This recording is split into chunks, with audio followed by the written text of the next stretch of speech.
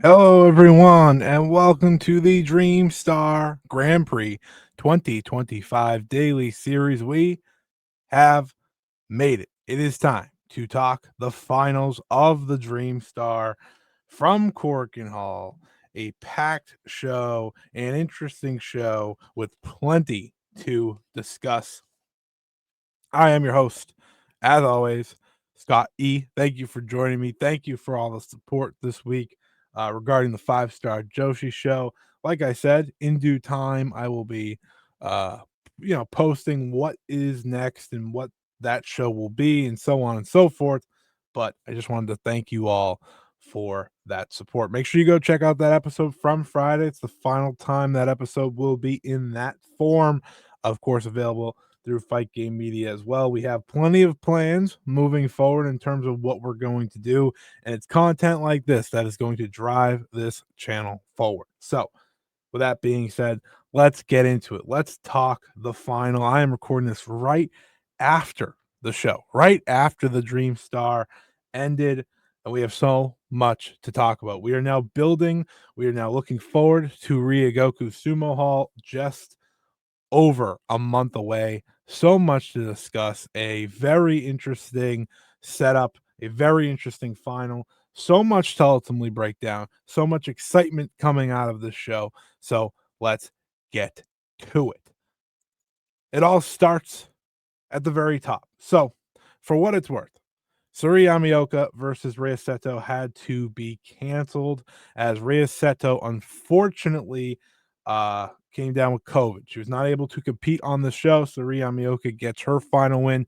A bummer for someone like Yamaoka who made such a great showing from start to finish in this tournament. But of course, her two big matches that were outside of the Utami and Mayu face downs were the Seto and Sanka matches, and both of those not happening. It's a bummer for her. So I feel for her, but hey, she is a super rookie for a reason. She will bounce back. But we're gonna still break down every single match here, but ultimately put most of our focus on the matches that mattered most here on the final night in Korakuen Hall. The show opened with a match between Chika Goto and Kizuna Tanaka, a fine back and forth affair between these two wrestlers. I think on one side you have Chika Goto, who has continuously shown growth throughout this tournament, and where she ultimately finished in this tournament shows that they're ready to give her a little bit more as time goes on. She was able to get the win over Kizuna Tanaka, hitting the GCS Go Chika choke slam to get the win. I think when I watched these two, you saw growth from both of them throughout the tournament. Kizuna really turning on in her last couple of matches. She has this ultimate underdog feel. The same goes for someone like Chika Goto, who also had her homecoming match against Mayu Utani in this tournament.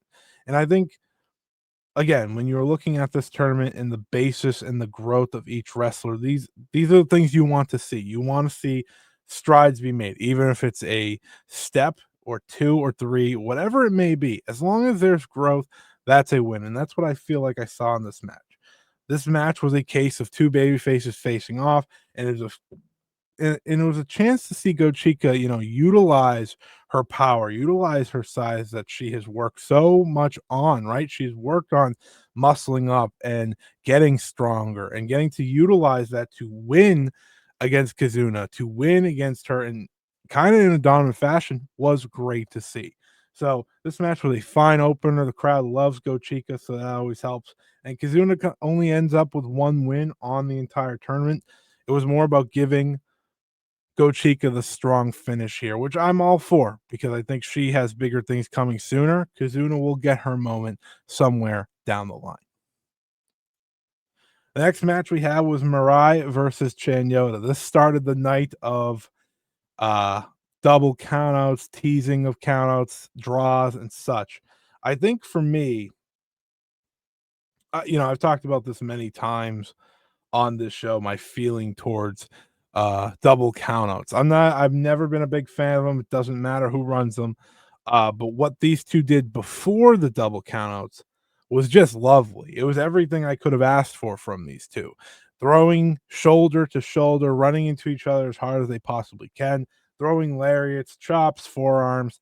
They kept it simple. They kept it basic. But it ultimately was what made for the best Chanyota matches, was using her strength, using her power. And I think for so many times when we watch someone like a Mirai, you want to see her utilize her power game more. At least I do. I want to see her use that power to her advantage. I want to see her use that power because that power is what sets her apart. And when she's facing someone like a Chanyota, she's only going to have to bring out that power to match someone like Chanyota. Like I said, lariats after lariats. There was this great spot where they both hit each other with the final layers and both crumbled to the mat. I thought that was great. I thought that looked great. Absolutely adored that. Um, and ultimately a nice near fall when they did that again, but Mirai fell onto Chanyota for a nice 1-2. They move to the outside. Chanyota hits a power slam on Mirai, uh, trading chops, and ultimately they lariat each other for a double countout. So this was an interesting double countout. I think for me, this was one of those matches where you definitely could have had a finish. Now, if there is a avenue for a second match between these two, I'm all for it. I want to see these two have a full match. Now, based on where the rest of the night went in terms of draws and lack of pinfalls on certain wrestlers, I think there's an interesting conversation to be said that this could have easily been one where we had a winner because neither of them were in the conversation to win.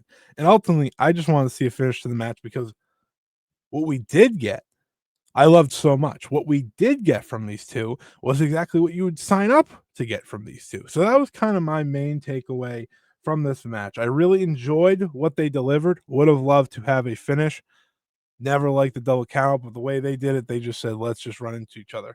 There is something also about the lack of urgency that they both have, right? Yes, you're going to get the points, but it's not like they're fighting for odds, right? It's not like they're fighting to get in the tournament. I think that's an interesting conversation point as well as this night unfolds. You then had Nagisa Nozaki versus Misa Matsui. This was a continuation of teasing draws, of teasing double countouts. And I think this is kind of one of those moments where you get to it and you ask yourself, is this too much? Is this so on and so forth? Ultimately, what Misa and Nozaki had was a really enjoyable match between two heel competitors, right?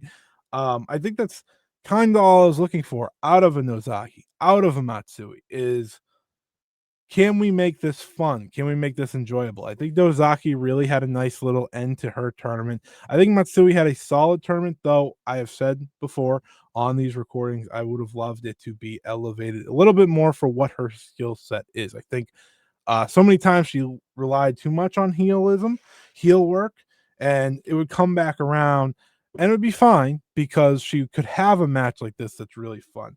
The chair shots on the outside, like I said, they teased a double count out, but they got it back in, back and forth they go. Big time Nozaki kick that absolutely wiped out Matsui. But Matsui was able to ultimately pin Nozaki, getting the bridge over her legs to get the 3 count. So a really cool moment for someone like Matsui pinning the leader of her own faction. I don't know where that leads. I don't know what's next. I think one of the big questions for Darkness Revolution out of this tournament is what's next? What are they building to? For someone like Misa Matsui, what is next? Could there be a title match on the horizon? Probably not. She's lost Superfly title match. She's lost United National title match against the two current champions. So for her, it's where do we build from here? What's next for her after what I thought was a solid tournament that included being Miku Aono's lone loss, which I think is very, very important as well. So we'll see where that goes for her. And then we got to my Sakurai versus Miku Aono. This is where we begin to lock in. This is where we begin to really dive into the notes. I thought this match was excellent. This match was, again, the continuation of what these two have done each and every time they faced off. You go to last year's Dream Star, you go to First Dream earlier this year. These two are fantastic wrestlers that absolutely bring it against one another. And I know there are going to be some, which I can understand that there's going to be some that don't like the draw because there's another draw later and so on and so forth. For me, there is two ways to look at this. One, Miku didn't need to win here to advance. So that was the creativity, I think, within their match, and especially in the closing moments, to sell the idea of I don't need to pin her. I don't need to make my Sakurai tap to win.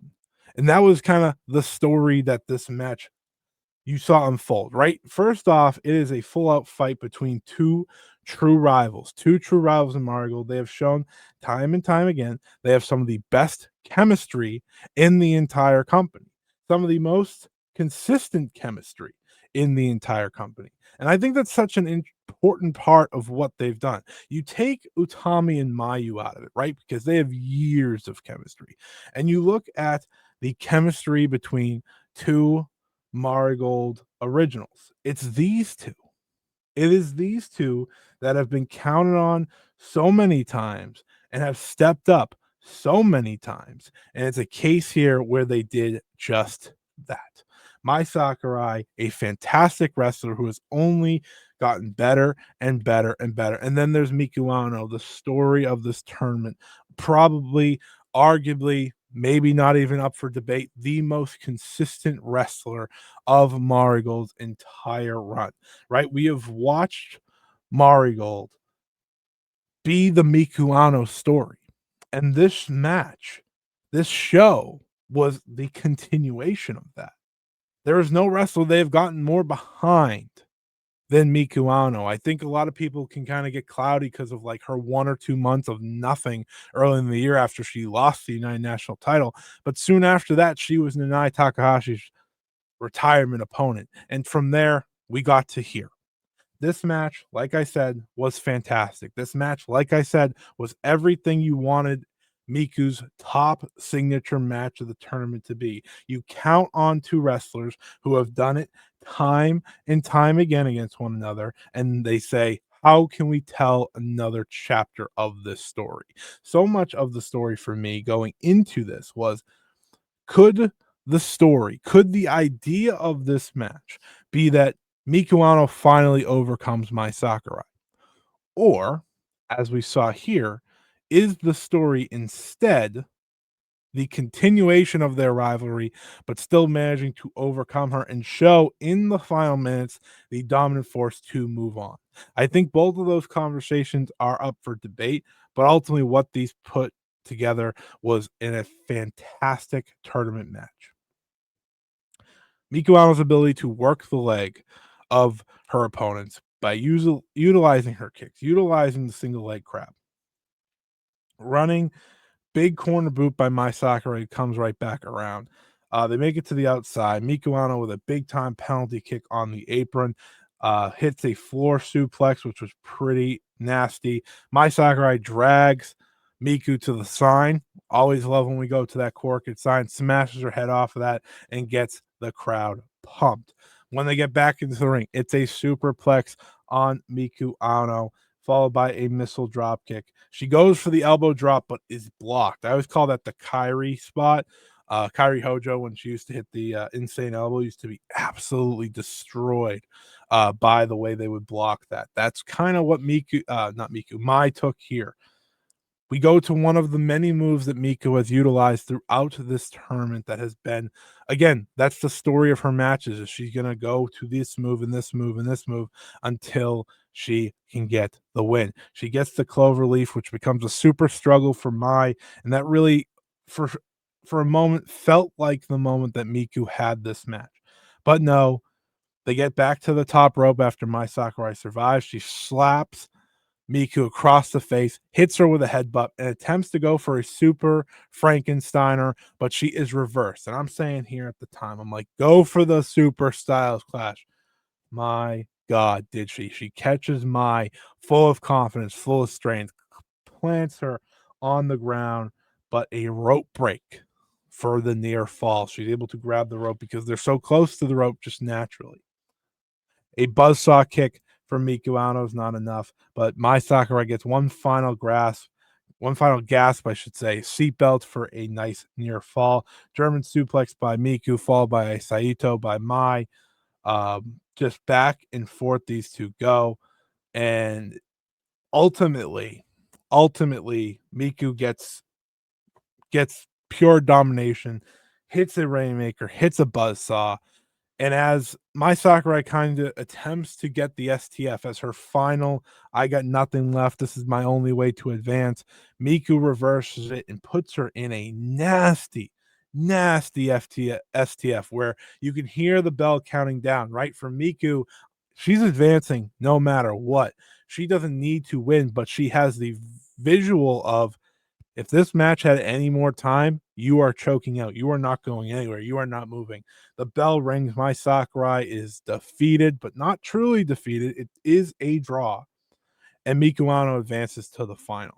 I have no problem with this not being a finish because you now save the big moment for Miku Aono finally beating my Sakurai for a potential Marigold World Championship match. A fantastic match, my second favorite match on the night. Truly awesome stuff here between these two as Miku Aono advanced to the final, a final that she had long deserved. As I said earlier, Sari Yamaoka and Rhea Seto. This match ultimately did not happen. Just an absolute bummer for Sari Yamaoka. You know, I'm always rooting for her. She's someone that is very emotional. I think, and you could see that with the way she tweets and the way she talks about it. She always wants to get better. She always wants to have her moments. And you know, you saw her on this final night kind of get that ripped away from her. Not anyone's fault, right? You're not going to blame anyone, but this was her moment, you know, to have a great match with Seto and finish, you know, at the top of the block. So it was a bummer that she didn't get that moment. I was bummed for her. Bummed for Seto, who also had a really strong end to the tournament, especially. I think these two would have had a really fun match. You then had Maria versus CHIAKI. Very simple heel versus heel dynamic. You didn't really expect, I think, going into this for this to be like the superb match. It was fine. Again, by the books, very much a buffer match between what was my Sakurai versus Miku Aono, and the next match was, of course, with Mayu Utami versus Victoria Yuzuki. I think watching this match, you just kind of, again, it's a break. It is what it is. There's not too much focus on it. But what did happen in this match was Maria absolutely destroyed CHIAKI with a was it a Michinoku driver number two?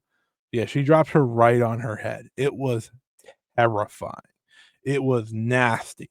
Um, but these two seemed to have fun along the way. It wasn't a bad match by any stretch. It was just again kind of there, which is very on brand for both of their tournaments, which was just kind of there, but there was nothing bad about it. They had a fun little match. It's just, you know, you're waiting for the next one. So that's really all I got for Maria versus CHIAKI. And then we had the student versus the mentor. Mayu Utani versus Victoria Yuzuki. This is a match I, of course, had circled and many others had circled. You look back to their match at the Shine Forever show, right? Mayu's first pay-per-view match since joining Marigold. So many, you know, different factors at hand going into that one. You know, Yuzuki still very new, still very emotional when it comes to facing her mentor. And that match was really good. I really loved that match. But this was the next level. This match was a clear sign of growth for Victoria Yuzuki, and another sign of Mayu Utani just being the greatest of all freaking time. This match was fantastic. My second favorite match of the entire tournament. Just a step above that Super 5 match they had, just a step above really, I think, everything else in this tournament outside of Mayu versus Utami. This was Victoria Yuzuki's best singles match of her career. Just an insane performance by her, insane performance by Mayu. All I had to say to myself as this match was going on was, there's a good chance one of you are wrestling in the final. Are you gonna have enough left in you for that final? Because there's a difference between when some wrestlers wrestle to a draw and other wrestlers wrestle to a draw. You can see that some will go all out and some will preserve themselves. I think in the early going, Miku and Mai, while also having more of a buffer, managed to preserve themselves pretty well. You know, they crafted that match incredibly well to have no one be super duper tired at the end, of course, with Miku advancing, but also have a great match. This match, there's just no off switch for Victoria Yuzuki.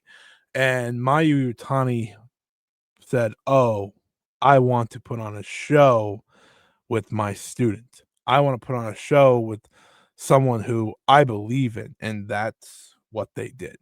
From the opening bell, Mayu drills Victoria Yuzuki with a big kick, hits a German suplex, but there's a point where Yuzuki goes for the rolling arrow, and it's an incredible early near fall. It's just a moment of what? Huh? Fantastic stuff. But from there, Mayu gets back on the attack. She gets back on the attack and starts working Yuzuki's back, working and working that stronger style that we had seen throughout the tournament, especially after the Yamaoka loss, of just kind of this dominant version of Mayu Iwatani. But and let's just say this, the velocity in this match, the speed, the acceleration, just everything. Go, go, go, go, go. Yuzuki gets back in the match with a big time judo throw on Mayu, crushing her. But at one point, you know, Mayu gets back to her feet, goes for the bread and butter, and she is reversed into a pin, which was a great near fall. As she went for the drop kick, she got reversed, and pretty much Yuzuki just laid on her legs for a great near fall. That was followed up by Yuzuki hitting the bread and butter on Mayu. And it just kind of proved how easy Mayu makes that look, because it's not an easy move. Back and forth they go. Suzuki hits a big time drop kick on Mayu on the bottom rope, Sari style. But Mayu comes back around, hits her own drop kick, and they go pouring to the outside. Mayu Utani hits a tope, as she often does, but that's fall, and then she follows that up, gets Suzuki in the ring, hits a missile drop kick, followed by a frog splash, and this is when they start just trading. And listen, I know a lot of people still, for some reason I'll never understand, don't believe in Victoria Suzuki yet. But this is a night, a feather in the cap per se of Victoria Suzuki, because she was able to have this match. And there are clear um talking points in the final that we will have that shows that, again, she's still a very young wrestler. She hasn't even hit her 2-year anniversary yet. But this is still a night to remember. This is a night of celebration for someone like a Victoria Yuzuki, because she continues to show why she's so special. She continues to show why she's such a sensational, such she's a superstar in the making for so many reasons. She's showing why she got this spot. Super kicks traded between the two, followed by just an insane German suplex by Mayu, where Yuzuki bounces off the ropes, gets tossed. She follows that with a backdrop driver. Then it follows out with a great sit out slam, cross jacket German, which is kicked out by Mayu into the crossface. And the crossface was so well utilized by Yuzuki in this match, because Mayu made that thing look like death. She turns it into the rings of Saturn at times. She goes for she hits a dragon suplex. She gets back on offense, hits a dragon suplex on Yuzuki. Great near fall. The crowd thought, oh, this is over. Back and forth they go. She gets the rings again. She goes for the victory shooting, but she misses, is met with a kick. She then goes for the moonsault. Again, Yuzuki going for all her big moves, misses again, met with 3 kicks. Mayu falls with the moonsault, but that is reversed into a crossface, making Mayu get and struggle, trying to get to that bottom rope, which she finally does. She hits a victory shooting, and as she goes for the pin, time has run out. You have your third draw of the night, which again, I know for a lot of people, it's it's a big deal. There was no world, I think, out of all the matches, on the night where I needed it to be a draw, it was this one. There is a historic factor when it comes to Mayu Utani versus her students that needs to stay intact until you have the biggest moment possible for that student to get the win, right? Tam never beat her. Starlight Kid never beat her. Victoria Yuzuki should not beat her yet. But going to a draw this young, this youthful, I think that does two things. On one hand, for Victoria Yuzuki, it's a moment. It's an absolute incredible moment to survive and earn herself a spot in the finals, essentially. We'll talk about the Utami Kouki match here in a second, but essentially lock herself in while eliminating her teacher. And this is a performance by Mayu that says, yeah, I only got pinned once, but I didn't win. I went 3-1-3. Three draws, no answers.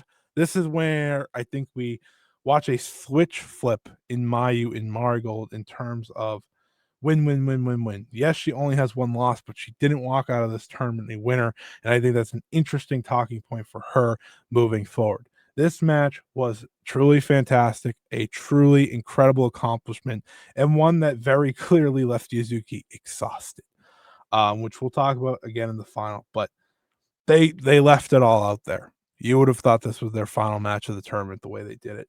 An incredible accomplishment by both, a fantastic match. My match of the night, my second favorite of the tournament, but just a fantastic, fantastic showing between the two of them. We then had Utami Hayashishita versus Kouki Amarei, and Utami win gets her in the tournament. A draw or a loss gets Victoria Yuzuki in the final. Simple match to follow through, and a simple match overall. I don't think there's too much to dissect here. Very, kind of by the books. Follow the Utami match. See what Koki's able to do. I don't think it's a blowaway match by any sense of the imagination in terms of what they accomplished, and ultimately it was to work to get her eliminated. It was a work to get Utami eliminated and give Kouki a massive moment on the way. And I think that's what it accomplished in the end. I think there was a creativity to getting Utami counted out, but again, to follow the theme of the night, I think that I understand why people may have one way or the other. You have double countouts, you have countouts, blah blah blah blah blah. But the way it looked, I enjoyed the way it looked. They set it up when Utami went for a big time drop kick and crashed onto the floor.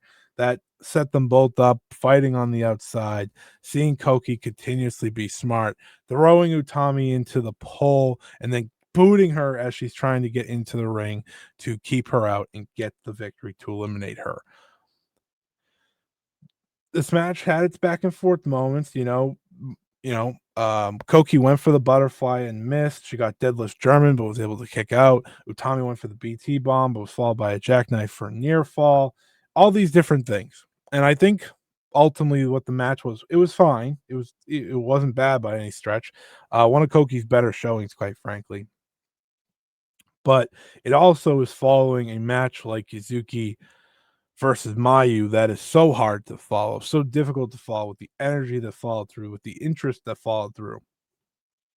I think those two, I think Utami and Kouki did probably as good as you could ask for, of them, of Koki's skill set, of her levels to get this match out of it and to give her that big moment of stopping Utami and really pissing off Utami in the end. So I had no problem with the count out. Again, the only thing I would have changed really is just have the MIRAI Chanyota match not be a double count out. I think that leaves the two draws and then this kind of to be fine, really. I don't think as many or anyone would have a complaint there, but I really look past it because I like the creativity here. I like the moment, and you don't want to pin your world champion. Like you, I'm not pinning Utami. I'm not having Kouki pin Utami. So I had no problem with that. It's a fluke-ish win, but it's one that is still a big moment for Kouki here on the final night. But that, of course, brings us to the final with Utami eliminated. Victoria Yuzuki makes it from the Dream League. Dream League versus Star League. Victoria Yuzuki versus Miku Aono for all the marbles. There is something to be said about giving Victoria Yuzuki this opportunity. She debuted on November 17th, 2023.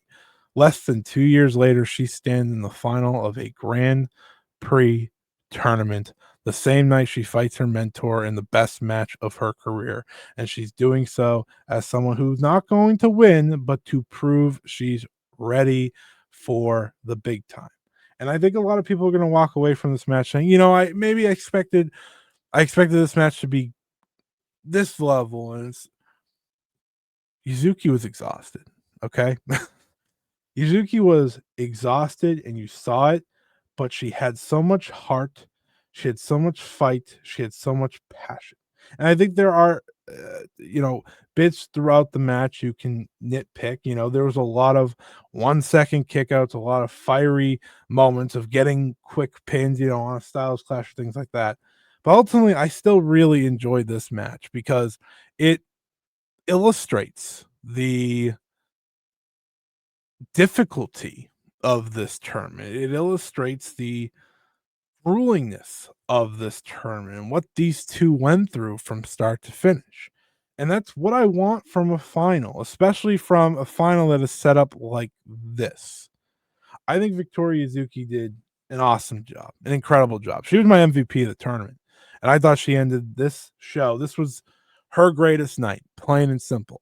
There's going to be critiques, there's going to be all these things, but Victoria Yuzuki's undeniably a superstar after this show. And Miku Aono, what's there to say about Miku Aono that we haven't said already? I really enjoyed this match, like I said. And for me, this was a Miku Aono. I'm here. I'm here. I am next. I am your next world champion. I am your next everything. She is in so many ways the face of Marigold and has been since the very beginning. And we'll talk about the accolades. We'll talk about so many things. But let's talk about the match. A normal opening for both of them, doing their thing. Yuzuki, again, you could see it on her face. She's tired. That Mayu match took so much out of her, but she was ready. She was still ready. She was still locked in. Early going, Miku put the Miku lock on Yuzuki, but Yuzuki's able to fight back, get judo throw, Sari drop kick, and that's when they bring them to the apron. They tease back and forth. Yuzuki's going to drop Miku on her back, but that's, of course, met with a Styles Clash on the apron. Absolutely nasty. As they go to the floor, back and forth, Yuzuki's able to hit a backdrop suplex on Miku Aono to get back on the attack. She then gets to the top, hits the crossbody, diving to the floor, taking out Miku Aono. That's an interesting point. That's a fantastic point. She didn't use that in the Mayu match. She kept some things in her bag, which I do appreciate. Follow that up with a missile drop kick, but then she's met with massive kicks to the chest by Miku Aono. Then a head kick, then nasty leg kick. So they were getting ready to trade, right? And Miku Aono decimates her leg, absolutely takes everything out from under Yuzuki, but Yuzuki fights back. She gets a crossface on Miku Aono. Again, so much of this is adrenaline. So much of this is that fighting spirit that Yuzuki has. There's so much of her that's tired and maybe defeated because of how grueling this tournament is and defeating how much her last match, but she's gonna keep pushing. This is an unbelievable moment for her. And that was kind of what I loved about her performance. She gets the rings on her, back and forth they go. She goes for the rolling arrow. She's met with a kick and two lariats, though. She then goes for another rolling arrow after fighting back, getting her stamina back for a great near fall. Miku Aono hits an angle slam followed by a Rainmaker, but the Rainmaker is rolled through, I should say, by Victoria Yuzuki, who hits a super kick. She falls out with a cross jacket suplex, but as she goes for the victory shooting, she's met with a buzzsaw kick, then a tiger driver. When she goes for the Styles Clash, that is reversed into a quick near fall. She's then buzzsaw kicked and hit the 1 second EX to see Miku Aono walk out as your new Dream Star winner. These two had an emotional moment sharing the ring with one another. This crowd was so into this match. This crowd was so into Victoria Yuzuki, the young star, someone who's finding her way in this ring, someone who is going to be the next champion of everything, right? She wants to be the future ace of this promotion. And it's matches like these, it's showings like these. Yes, she is not a complete product yet, but boy, oh boy, is it scary the product that she already is. When you watch this Mayu match, when you watch what she does not even 20 minutes later here with Miku Aono, a match that is all about Miku Aono. Yes, I think there are critiques to what the match was, but I don't really care at the end of the day. I'm here to enjoy wrestling. I'm here to enjoy pro wrestling. Yes, I'm going to be critical. Yes, I'm going to do my thing. But at the end of the day, what did I enjoy pro wrestling when this show is over? I sure did. I sure did. The Miku Aono moment is a special one. Seeing her use the 1 second EX to tell her story right throughout this year. Use that 1 second EX, the move of Nanae Takahashi, kind of as her new finish, right? It's the chicken wing like Emerald Flosion, planting Yuzuki and getting the pin. It is the case of Miku Aono's growth. It's the case of her now leveling up to that next level, to be a world champion level. And for Yuzuki, it's what's next? Where do I go next? How do I grow from here? Well, she's not taking long. She's going for that United National Championship at Sumo Hall. We are not hesitating. We're going right for it. And I understand why. And I get why. Because at the end of the day, these two deserve those spots. These two deserve those spots. But let's appreciate Miku Aono in all her glory. This tournament was set up for Miku Aono. This year has been set up for Miku Aono. Losing at first stream, taking the tumble, doing a little bit of nothing, then bouncing back up, facing Nanae Takahashi, and defeating Nanae Takahashi in her retirement match. You fast forward to the Dream Star Grand Prix and the matches she had. She turns to her feud with MIRAI on the first night, also following a loss.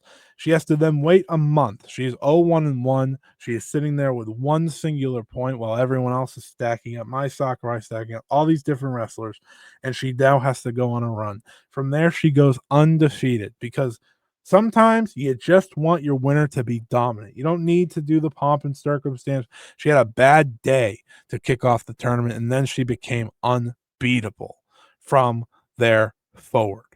She beats Nozaki and Chika and Chanyota, and that brings her into this match with Mai Sakurai. A match with Mai Sakurai that in many ways for her is her year alone coming into full circle moment for Miku Aono, who fell short to kick off her year and sent her year going down. And now she is building herself back up. She goes face to face with Mai Sakurai. And while she doesn't get the win, she shows not only was I going to win, this is my time again. This is my time to reach the top. You had your moment to reach the top. I am having my moment to reach the top, and that includes going through you. Then you bring her against Victoria Yuzuki, same person, very different final, right? Victoria Yuzuki had been the MVP of this tournament. I'm going to crown Victoria Yuzuki the MVP of this tournament.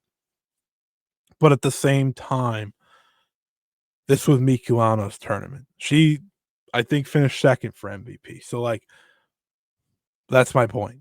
An incredible run in a weaker block, I'd argue, but an incredible run for Miku Aono, who now stands atop of Marigold as the Dream Star Grand Prix winner, the rightful winner, the only choice for the winner, and will now very likely head to Ryogoku Sumo Hall, where she will challenge Utami Hayashishita for the Marigold World Championship.